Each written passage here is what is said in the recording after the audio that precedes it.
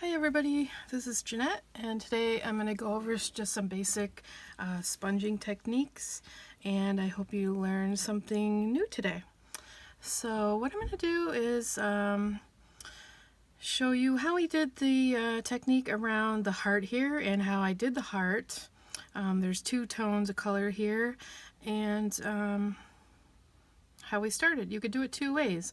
One with a sponge like this, or with a sponge dauber. I happen to do it with a sponge dauber, but you could do it either way. So this is a card I did at a library class a couple months ago. So let's get started. So basically Stampin' Up! Has a pack of sponges. They come in a pack of 3. I cut them into quarters, and sometimes I tag them if I'm going to use it a lot. I put a piece of cardstock in the coordinating color and I staple it on there if I know I'm going to use it over and over, like for a class, or you can just wash them out and reuse them. I have noticed some people cut them into quarters, so you can do it either way. It's good, so you get good use out of them.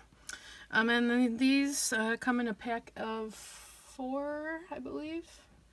I'll have to check. Anyway, so let's start with our heart. This is the heart from Blooming Love. And first I'm going to ink it up with the Pink Pirouette ink. And now before we stamp, I'm also going to take some rose red, and we are going to ink up our dauber and just go over the pink on the flower here. There's a couple flowers here I'm going to go over just lightly, and then a little bit on the edge here and there.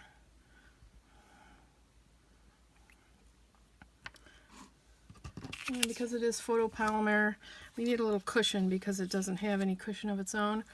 Give it a huff and stamp down. That'll give you the two-tone color here. And then we're ready to sponge around it. Now obviously this isn't cut to size to make a card, but this is just to give you an idea of how I did it. So, like I said, I used the dauber, so we'll ink it up again here. And to get a fine line around it, you just want to give it a gentle flick. So you can get a lighter, with light pressure, you can get just a line here. And I don't know if you can see that well on the camera, but the more pressure you give, the darker the line around. So if you go straight down, you're going to get a darker line. And you can rub or you can just flick. I tend to go with the flick first, and then see how I like it. You know, if you want more of a, I don't know how you call it, like a line or a brush look, you can rub or brush back and forth. So it depends on really what kind of look you want. Another way you can do it is lay your paper down and come kind of in from the side.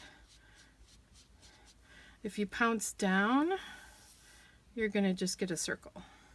So unless you want a circle on your project, I wouldn't recommend going like that, because you're never going to kind of get this circle as much as you go around.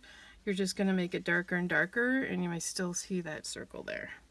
So remember not to pounce down, come in from the side. Okay? Now another way, and let me get rid of this ink here. This is my Ranger craft mat, which I love, which is not Stampin' Up, but I love it. So I'm going to use this is Peekaboo Peach. I'm going to show you how to use a sponge, because this happens to be the sponge I have out. So ink it up here, and again, if you come in from the side, you can see with the sponge you get a lighter effect than you do with the dauber when it kind of comes in. But you can always keep adding, and it gets darker and darker and darker. You can also, with the sponge, pick it up and do the flicking down away from you, and you still get the fine line. And I think it looks just as good. In fact, you can get just a lighter touch if you go light with it. So depending on the look you want, if you want just a slight color around it, just go real light. If you want a real dark line, go darker. And that's it. Hope you enjoyed it. Hope you learned something.